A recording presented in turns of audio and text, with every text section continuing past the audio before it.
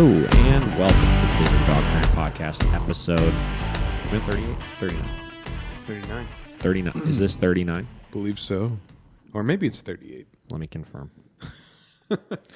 Let me confirm. They're blending. We are on 38. 38. We're All on right. 38. Yeah, here we are. 38. Thought we were on 39. We're not. Yeah. It actually looks like the sun's coming out outside. We had a very fall day yesterday. This is my fall attire today. Yeah. We got the flannel going. We got the jeans on. We're ready for the cold weather. And I'm over here. We were stuck inside doing lessons in the rain all day yesterday. Yeah. It's fall. Here we are. I'm here in shorts and a t-shirt. Shorts and a t-shirt. Because I'm going to the gym after this. That's it. And it's also 62 degrees upstairs. It's not warm. No. That's correct. So go ahead. No, I was just going to say, if you're watching the video and you see he's all toasty over there and I'm over here freezing. Yeah. Josh, what is new? Last Saturday, I shot salt for 10 hours for the Diamond Kosher Salt Company. 10 hours? Yeah, we had 6 different dishes that I had a chef prepare for, and Using their salt. You could really have anybody be like a brand ambassador for that salt, because who doesn't use salt in basically anything? Yeah, exactly. Yeah, I know. But try to use a bunch of different backdrops and get all kinds of angles, because this is the first brand deal, so I was being real meticulous about everything. So and now I have 500 photos to try to cut down and make better. So Sounds fun. yeah, it's real fun. How about you? Nothing. I feel like I've been noted. We've talked about this before, right? Back when you just had a couple clients. So now, there's starting to be quite a bit of variety on your page, I feel like. Yeah, I cool. believe so. I've salt company, distilleries, restaurants, cold brew. Actually, I'm working. When's those tea ones coming out? What's that? When are the tea ones coming out? The tea ones? Oh yeah, I forgot about Tea Lab. I don't know. See, this is the other problem. The thing we were talking about with the clips earlier. It's the same thing with my Instagram. You're overthinking it. I gotta post this. Put something on there once a day. Just once a day. Here you go. Know. Here's something. That's and there it is. The other problem is because you know how you used to make your posts that were all long and Sure thought do. out. Yeah, and that's what I've been trying to do is kind of give a flavor text on who it is and what the product's about and stuff. So then One hack that I did was when I was really forcing myself to the 3 posts a week is I would, depending on what the post was, I would make the original post with just the most basic caption, check out this dog training at Home Depot or something like that, right? And then I would go back through later in the day when I had more time and re-edit the caption on it. Yeah. And listen, here's the thing. If some people saw it and the caption wasn't there and it didn't resonate the way it wanted to, and, I lost some people because of that, so be it. But I found that just being consistent about getting it uploaded was more important than that caption. And then I still went back through and changed the caption so that later on when people would go through my feed, they would be able to get that information. Yeah. But it helped me to stay relevant more, I think. That makes a lot of sense, because I'll literally sit there and I'll be I'll have the picture right there, and I'm just post. Because here's the thing. I mean, people just, especially I think food photography and stuff like that is pretty cool, because people just want to see. When I'm scrolling through, if a restaurant posts something, I don't give a fuck what they're saying in it. I'm just that looks like a delicious cheeseburger that I want to eat. How do I get that? That's true. That's true. I never think about it that way. I'm always trying to be so poetic about everything. Yeah. Sometimes you gotta be, but other times, I don't know. Nothing else is new on my end.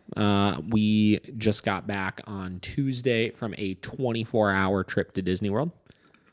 Very exciting. It just sounds so It was exhausting. But it was sweet. Yeah, I was going to say, it just sounds so fun. So let me just lay this out for everybody, because I feel like we travel a decent amount, this, that, and I feel like everybody's probably looking at that like, oh, David the dog trainer, look at him traveling all the time because he's just this like rich business owner, blah, blah. Let me tell you how we ball on a budget for this, right? Yeah.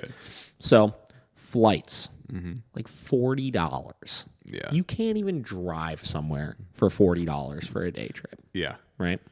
Hotel, $50 for the night. We needed one night for that, right? Park pass, $100. Whatever. You go do something around here, it's going to cost you $100 for something, right? That's what? 200 for two people, that's like $350 for us to go to Disney World for a day. I mean, who's going to say no to that, you know? That's not that bad of a deal. No. And where do you go to find these deals? Dude, just hotels.com, Google Flights. If you check Google Flights all the time, especially Orlando, dude, Orlando is always cheap to go there. Yeah. Right? There are some other places in the country that are also very inexpensive to go to all the time. Oh, yeah. You got to take advantage of the airfare. I feel like a lot of people don't look at that as a viable option. But if you keep your airfare time like low, like if you keep it like under 3 hours or under 4 hours if you're going for a couple of days, and if you just like stay at the cheapest hotels you could find, dude, it's so inexpensive to travel, you know? And I feel like a lot of people don't realize that. Yeah. So, and you don't need that much time to do it. Again, I look at it like, you know, there's a lot of people that like taking like day trips down to Columbus, for example. Yeah. Right? Columbus is a hot spot. Pittsburgh, Toledo, you know, places that are about 2 hours to 3 hours to get to. Yeah. That we look at that like it's like, it's not a big deal. Yeah, you exactly. know? It's the same thing. Yeah. It's literally the same thing. Yeah. And like you could have went to Orlando and not gone to Disney World and just go and hung out on the beach somewhere for a day and a half, you know, and it would have cost even less than for that. Yeah. So that's how we do this. Whatever. So Disney trip, we blew it out of the water this time. Get there in the morning, go straight to Hollywood Studios, do the old Star Wars world, walk around, pretend you're a Jedi, blah, blah. Took the little skyline over to Epcot, walk around the world, have a couple snacks, go over to Magic Kingdom, you know, see all the magical things there, watch the fireworks at night. Then you end your evening in Disney Springs. It's open till midnight. Just walk around, get yourself a cold beverage. Just have a good time. I really like Disney Springs. Disney Springs is really fun. Yeah. Super, super fun. It is a very... I like going there a lot because it's such an inspirational place to me. You've been there, right? Yeah. All right. If you look at the idea of Disney as a whole, right? The whole idea of Disney is basically chasing your dreams, right? And the pursuit of overall happiness, right? Yeah. You got obstacles along the way that you got to overcome, right? There's Yeah. hardships. There's trials and tribulations. Is that the right word? Tribulations? Yeah. Tribulations. Yeah. But it's just like it's the overall positivity, and then the place as a whole. If you look into like the history of Disney World and how it was created, something like that was built on just an idea. You know, I remember Sean said this one of the first times we went to Universal. He's like, you know, we walk in, he just looks around, he's like, look at all of this. He's like, this was all at one point just an idea. Yeah. You know? And that's kind of crazy to think about, right? You know, or if you don't want to use the word idea, a dream, a goal, right? Like Josh, like you could have this big goal of, I'm going to be the guy that all large companies go to for their product photography, or that everybody aspires to use for their product photography, right? And you could have that goal. And it could be even bigger than that if you wanted it to. I'm going to create this product photography school and you know, teach newcomers how to achieve that kind of success and this and that, right?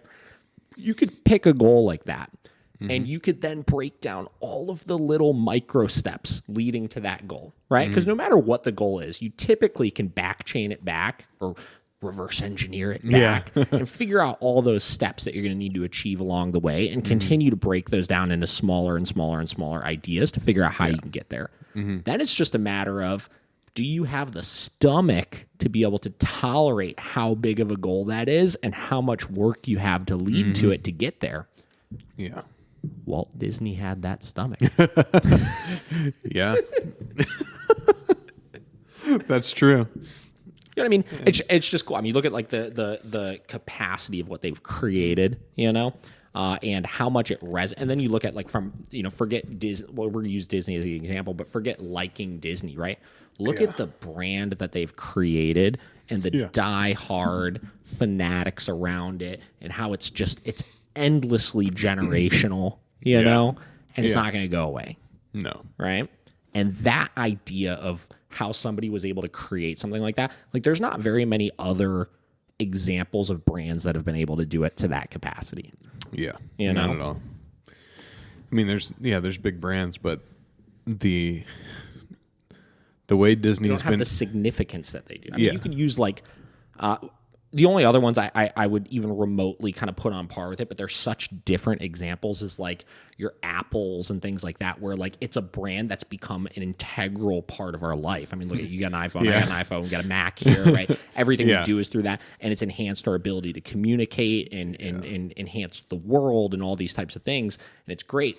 But it's more of from a practical tool standpoint than it is this like deep emotional thing within us. Yeah. You know?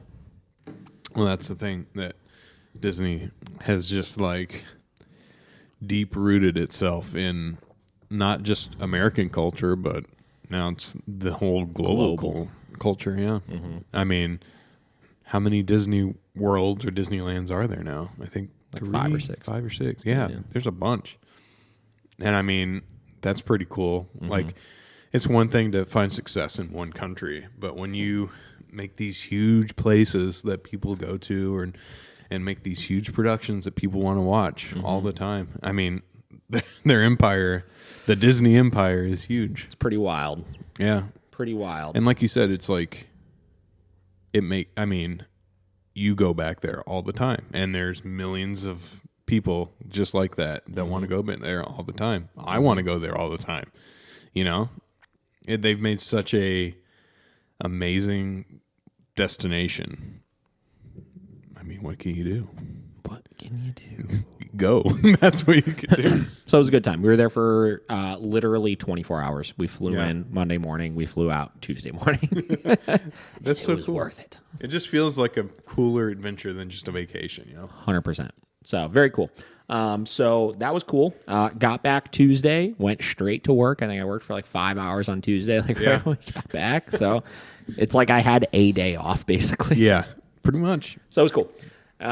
Outside of that, not a whole lot. Still plugging away with everything. Yeah. I'm supposed to next month's actually booking up pretty good for me. Martha on the Fly. Gonna be doing stuff for them. Hey. I'm real excited for that. Say hi to Justy Bottoms. Yeah. It's have you had a chance to go yet? No, I know it's in good company. So Justin, he's like one of the co-founders or whatever. He was a client of mine. Super, super nice guy. He designed like one of our t-shirts and stuff. Yep. It looks really delicious. Yeah, dude.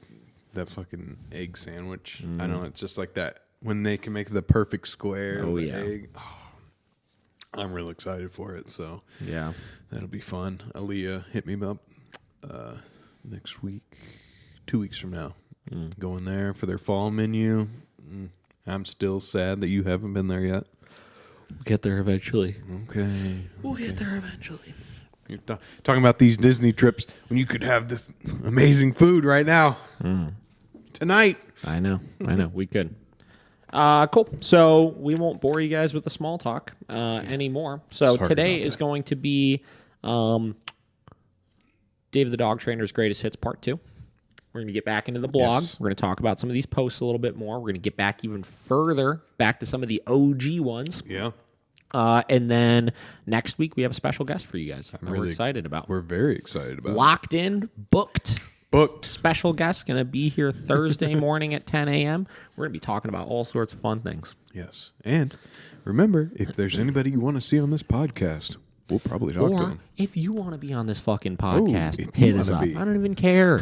Say, hey, trying to come on the podcast. You're on it. You're on it. You're on it. Boom. Booked. Boom. Booked. Every Thursday morning. Let's go. All right. So We're going to get back into the blog here. So we are going back now to, when is this one? Let's see. May 22nd, 2017. Wow.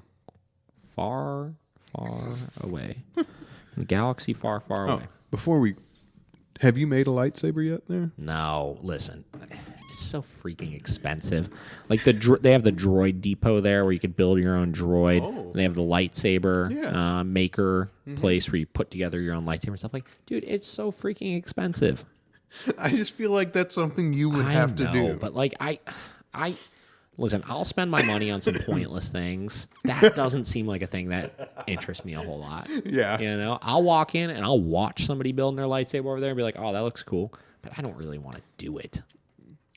Wow. I really don't. There's not a whole part of me that wants to do that right now. I literally thought that'd be the first thing you would want to do. I'll tell you the other part of it that sounds just annoying, frankly, is carrying that thing then around the park the whole rest of the day. Because it's got the long-ass fucking thing on it and stuff. Yeah, like, it is a full-on lightsaber. You're carrying that thing around everywhere with you. So, no, I'm not building a lightsaber. All right. I had to ask. All right, guys. This next blog post is called Rules and Safety in the Car for Your Dog. Got a little picture of a wiener dog next to a Jeep. All right. The car can be a great... Sorry. Hold on. The car can be a place of great excitement or great stress for some dogs. We see quite a few dogs that get severe car sickness, become anxious, overexcitable messes, or are highly reactive to people or dogs outside. Let's assess the different behaviors that we see in the car and break down the causes and the solutions. This was a good one when I wrote it. I remember putting this out and thinking, this is going to help some people. I think it did. Good. I used to share this one all the time with people. All right, thing number 1, car sickness. Lots of dogs get severe car sickness. Some can't even drive 5 minutes down the road without their dog puking in the back seat. One common sign that we see in most of these dogs that are losing their lunch is lots of pacing and restlessness in the car. This nonstop movement in an already moving vehicle is a recipe for disaster. Have you ever tried to walk on a rocking boat? We have found that removing the ability to move around so much and get themselves all wound up has drastically removed the car sickness. Most times, even eliminating it altogether. Enforce a downstay in the back seat and use your remote collar to keep the dog there. Setting this clear boundary will stop the dog's ability to escalate into a state of mind that would make them vomit. Just point on that real quick here. So I would say like 85% of car sickness, that is the practical solution for, right? The idea is they get themselves worked up, they're pacing, they're moving around, it's like, and then boom, car sickness, right? I think we have 2 types of car sickness, though, and this is the only edit that I would make to this. You have the car sickness that is behavioral, right? So I would consider this behavioral car sickness, right? Yeah. It's anxiety that progresses to the physical sickness, right? Yeah. Then you have the deep-rooted, like, motion sickness, right? Yeah. Where the dog cannot even be moving around and just the up and down and moving around. It's like when I get on a roller coaster, or frankly, if I'm driving through, like, a hilly countryside or something like that, oof, it doesn't sit well with me very much. When you have that kind of car sickness, there's only so much that you're going to do to stop it. I mean, there are some dogs that just will suffer with that forever, you know, and all you can do is just lay some towels down, you know. Hope for the best. Whatever. Hope for the best. Don't feed them that morning if you're going to be going for a nice long drive somewhere, and just give them breaks. And it's only going to get so good sometimes. Yeah. But a majority of it is this one that I explained, where a lot of it is just pacing and moving and all that good stuff. Okay. Next one, reactivity out the window. Reactivity, we see this one everywhere. Dogs, people, squirrels, noises. Some dogs just bark at everything. This can get to be quite a nuisance when stopped at a light or going through a drive-through. Most reactivity is stemmed from a lack of structure, guidance, and dogs being put in a position to make decisions on who is okay or not okay. Unfortunately, in the car is prime opportunity for this because there's rarely any structure or rules in the car. Set structure and boundaries in the car. For most dogs, this alone will stop the reactivity. Make a very clear backseat-only policy. There should be no climbing onto the center console or riding shotgun with their head out the window. Correct with the remote collar anytime the dog tries to climb up front, jump on the door panel, or get jumpy in the back. If you have a dog that is very active in the back seat, enforcing a downstay will help. This is very easy to manage while driving. Keep your remote handy and mark with no and correct every time the dog tries to pop up. If you have a dog that has more extreme car reactivity, they may still get vocal even after all of these techniques have been applied. The last remaining step is to enforce a clear quiet command. Set your remote to a slightly higher level. When the dog begins barking, say quiet and pair it with a tap on the remote collar. Repeat process, increasing your level as needed until the dog calms down into a relaxed position. Okay, so let's break this down. A couple things here. So one, don't use a quiet command. This was at a stage in my training. So you're going back 4 years here now, right? Mm-hmm. There was a lot of talk in the dog training world and the idea of using corrections paired with different words and the assumption that for whatever reason they meant something different. Gotcha. It's not the case, right? There are trainers out there that are still kind of preaching that at this point of like, sometimes when I'm walking, if the dog is fixating on another dog, I'll say no and tap. Yeah. And other times when the dog's walking, if they're sniffing, I'll say heel and tap. And other times I'll say quiet and tap. And other times I'll say out and tap. And there's just like, it's like a different word paired with a correction every single time. Yeah. That makes absolutely no sense because you look at any of those examples that you're using different words for that I just broke down, and your sole goal is to inhibit whatever behavior that you're giving that correction for. Yeah. In the case of the fixating on the other dog, you're trying to get them to stop fixating on the other dog. In the case of sniffing or picking something up off the ground, you're trying to get them to stop sniffing and picking stuff up on the ground when you're healing them. Yep. In the case of them, picking, I don't know, any other number of situations that you would use quiet, barking, right? Like excessive barking. You're trying to get them to inhibit that barking in the car. We don't want them to ever do any of those things. So my rule of thumb with using what I would refer to as an interrupter, which would be an alternate word like that, in a correction is it something the dog is sometimes allowed to do, or is it something the dog is never allowed to do? Right? So if it's something the dog is never allowed to do, so like virtually any of those examples, barking in the car, picking stuff up off the ground, breaking heel position because they're fixated on other dogs, I'm just going to correct for it. Just give me no with a correction because my no is just identifying the mistake. My correction is then reinforcing it and stopping that mistake in that moment. Yeah. In situations where it's something the dog is sometimes allowed to do. And frankly, the only example for this that I can think of is like off in situations where the dog is sometimes allowed on furniture. Yeah. Or drop in situations when it's a toy the dog is allowed to sometimes chew on. I'm not going to pair it with a correction after. Yeah. I'm going to give the command. I'm going to give the dog an opportunity to respond to the command because they're not technically doing anything incorrect in that moment. From there, if they don't do it, I'm going to say no and give my correction. The only time I'll ever use a correction is with a no marker, though, at this point. Yeah. So one little caveat there, we don't really do that a whole lot at this point. The rest of it remains 100% the same. The car is a funny place. A lot of it has to do with, it's the only place in our dog's day-to-day where there is never any structure or rules. Yeah. They go in the car and everything's typically a free-for-all. Mm-hmm. They can move around. We teach them to like stick their head out the window like we were talking about. They get all wound up, this, that, blah, blah, blah. Yeah. And because of that, they get really agitated and amped up very easily in the vehicle where they start acting like an asshole. Yeah. Right? Mm-hmm. So by adding some structure to it, if you're having issues with those types of things, it refocuses them back in. It makes them realize this car is not just your domain to be protecting and guarding and reacting. Yeah. And we're good to go at that point. Mm-hmm. So if you kind of set all of those rules into play, you typically will work through all those types of things. Were you going to say something? I feel like it makes it even worse, too, if you have structure everywhere else but your car, and your dog knows that. Mm-hmm. I just feel like they're going to be even crazier. They're like, I know I can get away with anything in here. Yeah. All right. So, next step here, safety in the car. Traveling with your dog can be quite dangerous to both you and your pet. Their sometimes wild behavior can turn into some serious distractions that take our attention away from driving. These are a handful of safety do's and don'ts that we strongly encourage when traveling with your pet. Do not allow your dog in the front seat. The number one distraction that your dog can create for you is blocking your sight or impairing your ability to drive.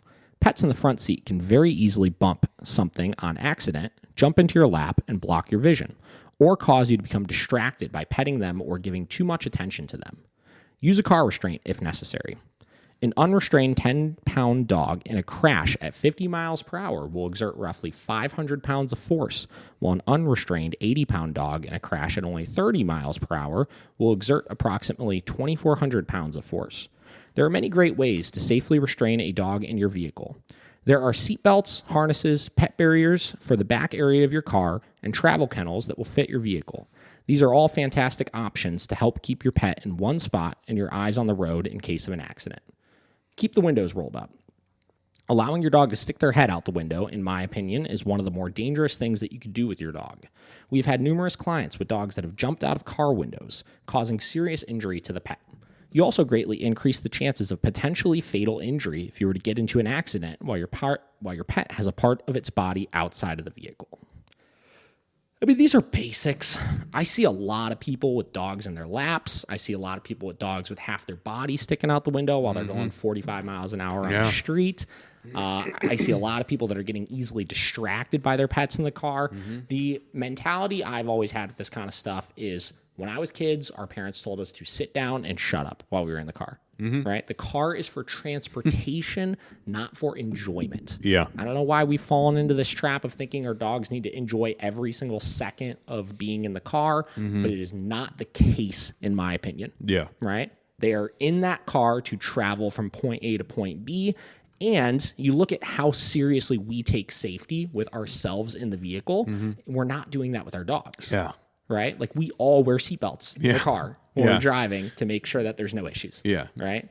So I don't know. I think that we need to really look at that a little bit more seriously and break down the safety aspects of it and make sure that we're not putting ourselves or our dogs at risk while we're in the vehicle. So all in all, I think that was a pretty good one there. I think that for the most part, everything in it holds very, very true. Yeah. All right. Next one here. Preventing or eliminating separation anxiety. This was another big one at the time. This one came out May 9th, 2017. 17th. All right. Many dogs struggle with some degree of separation anxiety. When a dog is in a state of panic and stress, they are suffering and in mental pain. It is our obligation as dog owners to be advocate for their physical as well as mental well-being. Most times, it can be reversed or eliminated with a few simple tweaks to how we are interacting with our dogs when we leave the house or are coming home. These are a few tips on how we go about ensuring our dog is as calm as possible in our absence. It is important to not make a big deal out of leaving. Giving a big, long hug and reassuring our dog that we will be back soon does nothing but create a contrast that something big or exciting is about to happen. The last thing that we want when we are leaving the house. Begin your process of leaving 20 to 30 minutes before you exit the house. Eliminate all interaction with your dog to prep them for your absence. Grab your keys, put your shoes on, and go about your routine as normal while ignoring the dog. Crate your dog up or leave them where you intend them to be when you leave. When you leave the house, just leave. When returning to your home, keep your energy calm. Come in and get your dog. Take them outside to potty and let them exist for 10 to 15 minutes before giving any sort of physical or emotional attention. Instill no touch, talk, or eye contact until the dog is in a calm state of mind. I understand that we are excited to see our dog, but coming in home with lots of energy and baby talk does nothing but adrenalize the dog. It is important to understand that if your dog has more extreme cases of separation anxiety, further steps may need to be taken. Here are a few more tips on things to do to eliminate anxiety and get your dog to a much healthier state of mind. So first part of all that, 100% correct. A lot of people make the mistake of the big hellos and the big goodbyes. All it does is create contrast. Being home alone is horrible. As soon as they come back or right before they leave is the best thing in the world. So you create this longing for that, where then right when you go to isolate them, it creates all these blowout issues, right? Best thing you could do is keep it calm. I would say my dogs are very excited when I get home, but they're more excited just to be out and stretching their legs than they are pushing me for attention, right? Where a lot of people, if you create that attention being on you, that is what creates the separation anxiety specifically. And, you know, I don't think we talked about it in this exact post, but I've made posts before about the idea of separation anxiety versus confinement anxiety. And the difference between the two is the trigger, right? Confinement anxiety is a little bit more deep rooted and a little harder to work through because no matter what you do, the issue and the trigger is being in a confined space. Yeah. It's like people with like claustrophobia, right? It's not that being away from something is making them anxious. It's that they're being trapped in something that's making them anxious. We see that way less frequently, but again, it is a lot harder to work through. Separation anxiety is when the trigger is you. So it could be they're in a crate. It could be they're in a larger pen. It could be that they're in the backyard where they're not claustrophobic and they have all of this space to run and everything. It could be that they're loose in the house, right? That one is easier to work through because we have control over the trigger. Yeah. We could start to change their association with that arousal that we're creating a lot easier, which makes it more simple for them to work through. Yeah. All right. So step 1 here, exercise. Though it is not the fix-all for separation anxiety, getting your dog properly exercised can help make it easier for your dog to remain calm in your absence. Getting out for a quick session of ball or tug can help your dog get in the right gear before you leave. Treadmill training is also a great option for those who may not have the space or time to walk their dog as much as they would like. Now, I literally remember when I wrote this, I remember putting that part in, not necessarily because you have to do it, because I was like, if I don't put this in, people are going to flip their shit on me from the standpoint of, well, you got to exercise your dog, because if you don't exercise your dog, then they're going to have all this pent-up energy, and it's going to get worse. And listen, they're kind of correct, which is why, all right, you know, like I've got to put the caveat, this is not going to fix the problem. If you exercise them, maybe they'll be a little bit better. But here's my thing with it, right? Exercise should not be relied upon or an excuse, a lack of exercise should not be an excuse for the poor behavior. Yeah. I say it all the time. There are weeks that I do not do anything with my dogs and they're created long hours every day and they're all pent up and stuff like that. But if they start destroying shit or eating my crates or doing any sorts of things like that, I'm not going to blame that on the lack of exercise. Yeah. Right? It makes it harder for them, but they should still be able to keep it under control. Yeah. Next one, practice out-of-sight duration work. Working on downstays or bedstays while you leave the room is beneficial for teaching the dog to stay calm in your absence. This is our version of controlled forced separation. This blocks unhealthy habits of pacing the room, following you like a shadow, or any of the other symptoms of separation anxiety. We want our dog to learn to coexist without always needing to be right next to us. Very good one. This is a great first step, right? Put your dog in a bedstay, go into other rooms and do things, and teach them to calmly focus on that, right? That's going to help engage their brain. It's going to be very challenging for them initially. This is something I had to do a lot of with Vinny because he would be like following me around like a freaking shadow. And I remember the first couple times that I would go to work on this when he was younger, I'd put him in a downstate, I'd leave the room, and I could hear him from the other room just like, just like pterodactyl noises, like sounding like a dinosaur, because it was so hard for him to focus on it. And you kind of just had to let him work through it, right? He's holding it. He's like, I'm trying so hard, you know? Yeah. And over time, it got easier. Right? Yeah. Until ultimately he was able to successfully hold that. And now he stays pretty calm when I'm out of the room without him here. Yeah. And we've been able to help with that quite a bit. Yeah. I feel like that's actually the hardest thing for people because they just don't have maybe they need the separation too because people like it, dude. Yeah. People love when their dogs are following them around everywhere. But it's like, give it a break, you know? But yeah, they just don't want to do that. I don't know if it's just because of that or they don't want to take the time. Sure. All right, next thing, avoid conditioned excitement. Lots of owners unintentionally will create patterns of excitement through their words or body language. Common words or phrases like, do you want to go for a walk? I'll see you soon, or dinner time become conditioned through repetitions of saying them in exciting situations. This does nothing but cause unintentional adrenaline. This is the same concept as your patterns when you leave the house. Slowing down all these other situations will bleed over into all other situations where your dog struggles with impulse control. So separation anxiety is a impulse control issue, right? It is a more emotionally charged impulse control issue, but it is an impulse control issue nonetheless. So with any dog that's struggling with behavioral issues, I talk about this with aggression a lot, but let's say anxiety, let's say whatever, anything. Okay. Any spikes in your day of extreme excitement or extreme fear should be addressed and minimized, right? We don't want our dog to go into these peak, right? Because if it's always excitement and you're always creating all these conditioned, excitable moments, what's going to happen is it's going to flip the other way sometimes. The dog's just going to freak out and panic sometimes, right? Because they're not able to control those extreme impulses that they have. So that starts with us. That starts with making sure we're not doing things to jack the dog up. If you're every day, 2 times a day, just randomly just doing something to get your dog so freakishly spun up because you think it's cute, you're creating a lack of impulse control. Yep. So you want to stop doing those things. Don't be, you want to go for what? Is dinner time? Are you going to do this? Don't do any of those things. Oh, man. That's people's favorite thing. I know. Last one here. Correct the anxiety.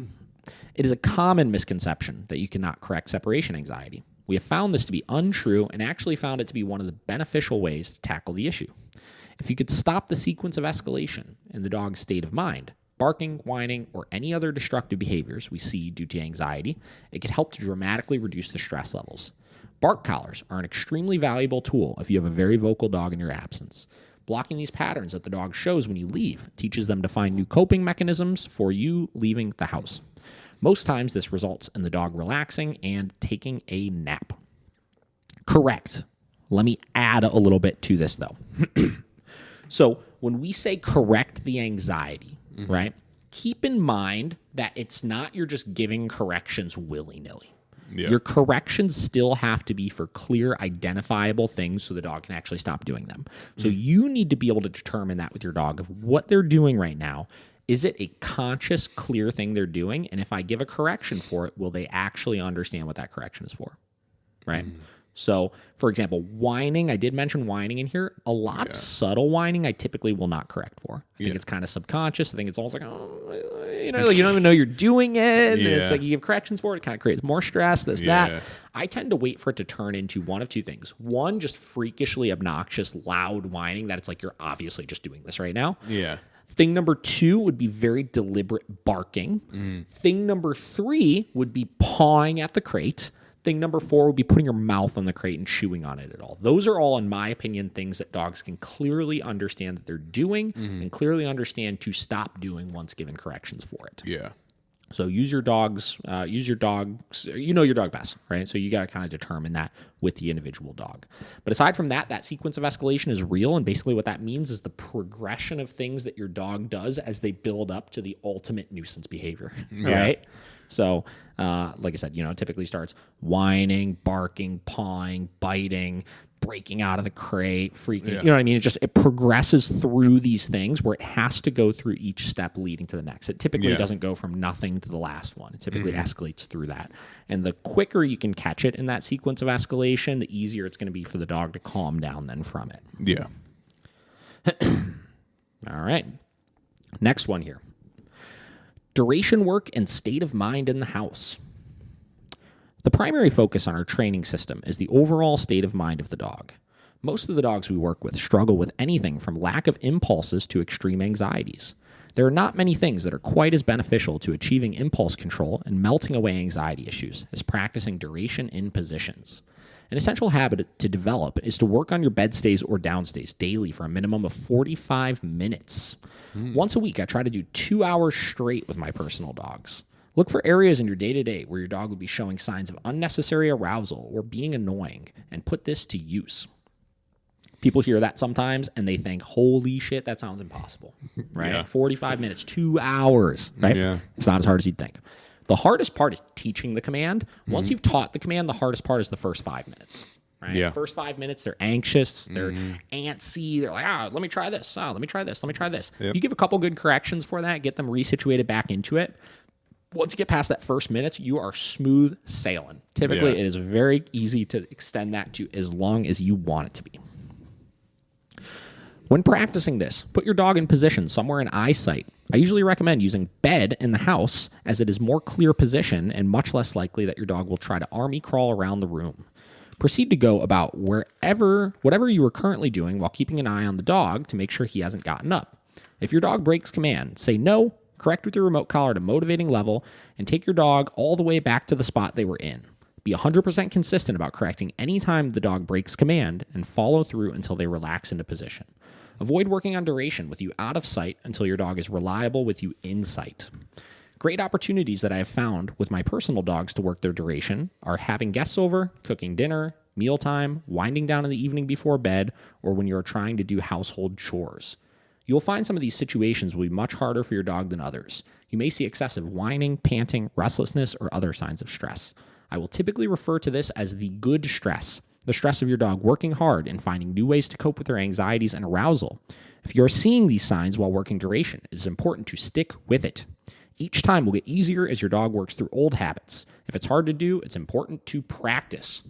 And I would say that that goes for humans as well. Yeah. If it's hard to do, it's important to practice. Yes. That's a good quote I'm going to have to use later today. Yeah, that's really good. I would say that's a pretty good one. I would say I agree with all that. That kind of goes hand in hand with the last post that we... All right. Next one. We're just burning through them here. So most of these posts that I'm reading right now, I remember writing for... There was a time I was like, okay, I want to create this handbook of sorts for my board and train clients, right? And I was like, yeah, I gotta get them some information that's gonna help them, this, that. Yeah. So I spent like a month, like every day at a coffee shop, just in my laptop. Yeah. just writing, writing, like I just thinking to myself, what are all these essential details that people should know? Blah blah blah. I remember I got like 26 pages in. Like holy I wrote shit. Like 26 like full-on pages of just information. Oh my God, dude. I remember I was starting to print it out and give it to people, and I was like, oh my God, this is so much paper. So I started just emailing the PDF to people. I remember somebody said, I think it was Anna maybe at the time, she's like, that's really, really long. She's like, I think this is going to like overwhelm people a little bit. And I was like, you might be right. Maybe you might be right. So that's when I decided to go in and I took it and I just broke it up into like individual blog posts at that point. I was like, this is pretty long. So that's what all of these pretty much that we're reading right now are from. Yeah. You know what this all points to though, is that there needs to be a David the Dog Trainer book. Listen, we're getting there. Don't worry about it. All right. All right, structure in the house. Most behavioral issues that people face in the home are due to a lack of structure and leadership in the house. Dogs are put in a position where they need to make decisions with little to no guidance from us. It is essential to shift that and apply rules and boundaries to get our dogs constantly thinking and looking to us to determine what is appropriate and not appropriate. There are some basic structure and management techniques that will ensure that you have a well-behaved dog in your home. We put our emphasis on promoting only calm behavior in the house. This will ensure that situations that are typically arousing, like having guests over or meal times, become much more manageable.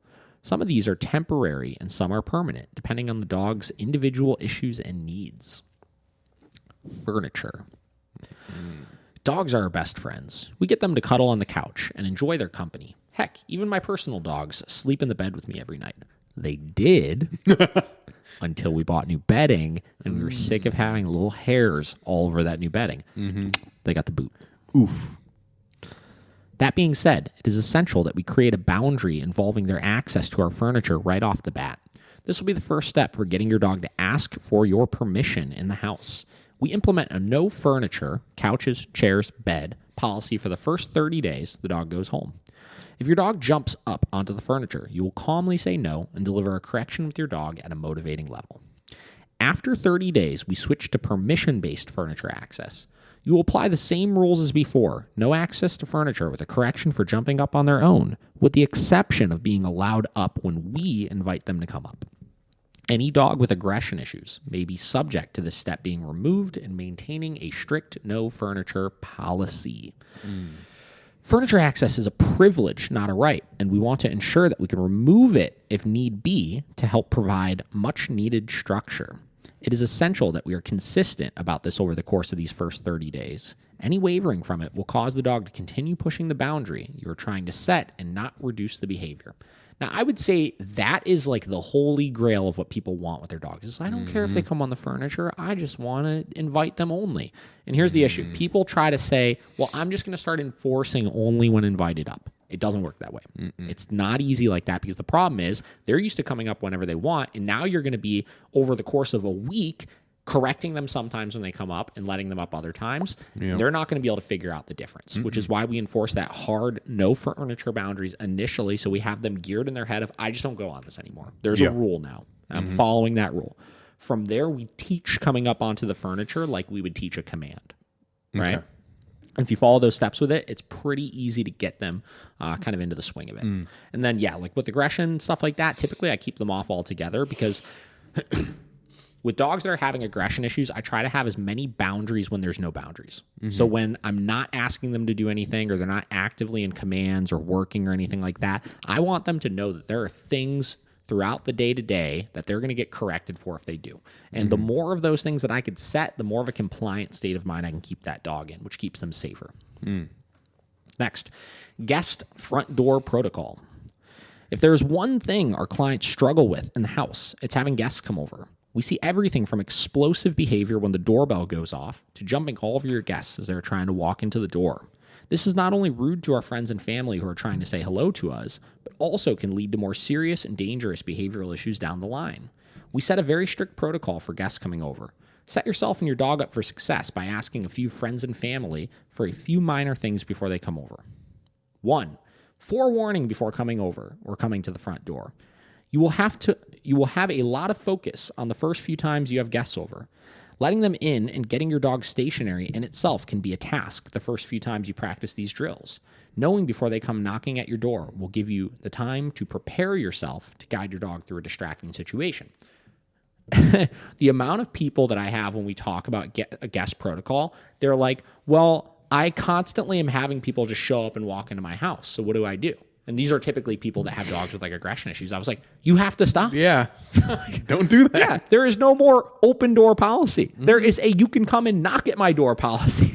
Right? Because the problem is, if you don't even know when people are coming over and you have a dog that's biting people that are coming in, it's because everybody's getting startled. You're startled. They're startled. Holy shit. Nobody knows when somebody's going to walk into the house. Oh my God. You can't protect the dogs. The dogs got to protect themselves. And it turns into a freaking disaster. So let me just outright say this. If you have a dog with aggression issues and you have a open door policy, one or the other is going to have to go. Yeah. The dog's going to have to go, or your open door policy is going to have to go. 100%. Right? There's no working around that. Just setting the dog up for failure. Yes. 2, ignore the dog. Have them follow the no look, no touch, no eye contact policy. Your dog has a lot of associations with guests coming to your house. Up to this point, there's a good chance that it was the Fido show every time anyone came over. Adding any attention towards the dog right off the bat will make your job of getting your dog into a calm, stable position 10 times harder. When the doorbell goes off, we have a few things we need to do. First and foremost is correct any explosion we may get to the doorbell going off. Mark with a verbal no and deliver a correction at a motivating level on the remote collar. I typically will start at double what your dog works at under any other distractions the first few times. I'll tell you, I would change that too. If this is a new thing for you and your dog has a history of exploding at the door, you're probably going to need to be at 100 the first couple of times you do it. Like these dogs, it takes a lot to get them under control with it, and I would rather just nip it in the butt. Next, we need to get our dog in a stable position. I like to use our bed command for this. That is the most clear and stable position. Stand next to the bed, recall the dog over and onto it. Proceed to let your guest in only when the dog is in position and stable. If your dog breaks command, mark with no, deliver correction, and take your dog back to bed. Once things have settled down, not just 4 to 5 minutes, and your dog is relaxed and not anticipating being released, I mean it, they should be calm. I put those in parentheses. I thought it was funny. You may let him or her up to be a part of things. Enforce a strict 4 on the floor, no jumping policy as they are enjoying the company of your guest. Give correction with a remote collar if your dog gets too excited and begins to jump. Any dog with aggression issues may be subject to this step being removed, and maintain a strict bed policy around new guests. Yep. Listen, there are some dogs out there that when you have guests come over, your dog is not allowed to be a part of that interaction. Yeah. That's okay. It's fine. You know, and if they're out, put them on the bed. Great training opportunity. You're going to hold a 4-hour-long bed stay right there, buddy. You know? And later on, if we want to work through social issues with them, we can incorporate a muzzle and talk about those things. This blog post is not for that purpose, though. Yeah. Understand your dog's individual needs. If there will be a lot of people coming over or your dog gets easily overwhelmed in busy situations, they may need short exposure and frequent breaks away from all the action. Our goal is to build their confidence through neutrality and coexistence. That means if you are having your bar mitzvah at your house and you're going to have 3,700 extended family guests, your dog doesn't need to come out. No. If you're having girls wine and movie night and you're all going to be talking shit on all the fucking boys in your life and getting toasted up on some cabs, your dog may not be able to be out that whole time. Yeah. That's okay. It's fine. Yeah. Use your best judgment and don't put your dog in stupid situations. Yes. What do you think? Period.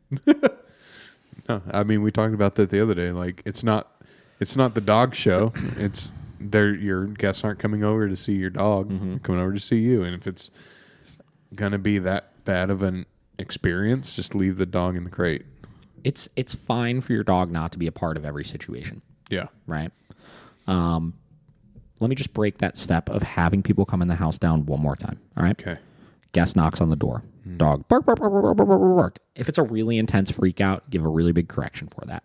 If not, they just kind of run over to the door because they're curious, walk over to your bed, give your bed command, situate your dog onto it. I feel like I have to sneeze.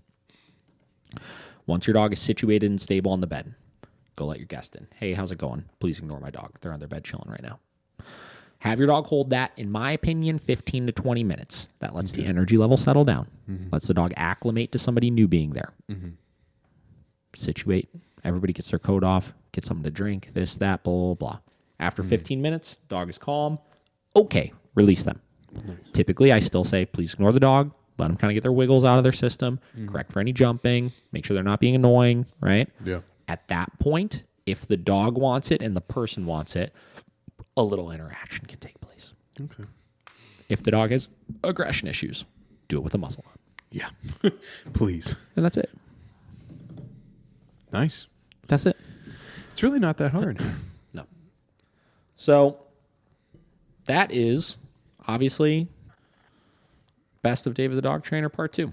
I mean, we've got numerous other posts in here we'll get into at some point. Yeah. But we're going to leave it at that Nice. right now. Special guest next week. We're very excited about it. Yes. You'll find out who it is next week. Ooh. You have to wait. I do think it's going to be a very good episode. Somebody in the same industry as we're in, but does things slightly differently. So a little bit of different focus on the business. Very competent trainer, business owner. Excited to talk about not only the dog side of things, but the business side of things. Because if I'm not mistaken, this is another fairly young, newer business owner. Does a great job of stuff. So we'll get into some of those deets next time. Perfect. In the meantime, anything last to add? No, just excited for next week. We're excited. Yeah. All right. Wrap it up. All right. You can find me at Josh Dobay Productions on Instagram or joshdobayproductions.com. You can find him at Miracle Canine Training Instagram, David the Dog Trainer Instagram, or miraclecanintraining.com. That's it. Until next time, we'll see you then. Bye.